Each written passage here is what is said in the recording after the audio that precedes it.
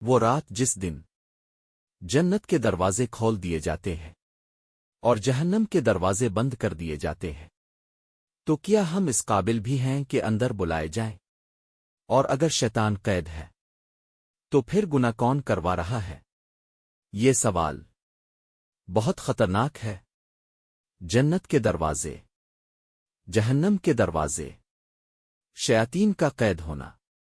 سوچئے، جب دشمن بند ہو پھر بھی ہم ہار رہے ہوں تو قصور کس کا ہے؟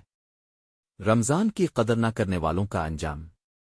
پچھلے رمضان میں مرنے والوں کا ذکر، قبرستان کی خاموشی۔ جو اس رمضان میں نہ بدل سکا وہ کب بدلے گا؟ رمضان ہمیں نہیں ملتا، ہم رمضان کو ملتے ہیں۔ اور کچھ لوگ آخری بار، جہنم جسے رمضان میں خاموش کر دیا گیا۔ جہنم کی چیخیں، اللہ کی رحمت کا غلبہ۔ اللہ کیوں دروازے بند کرتا ہے؟ جہنم بند ہے، مگر ہمارے دل کیوں نہیں کھلتے؟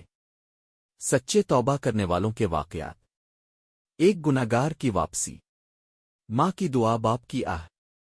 اللہ گناہ نہیں دیکھتا، اللہ پلٹ کر آنے کا انتظار کرتا ہے۔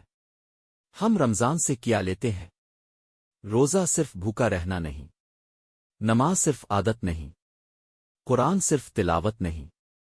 آئینہ دکھانے والی بات، اگر رمضان کے بعد بھی ہم وہی ہیں تو ہم نے روزہ رکھا تھا، آبس وقت گزارا تھا۔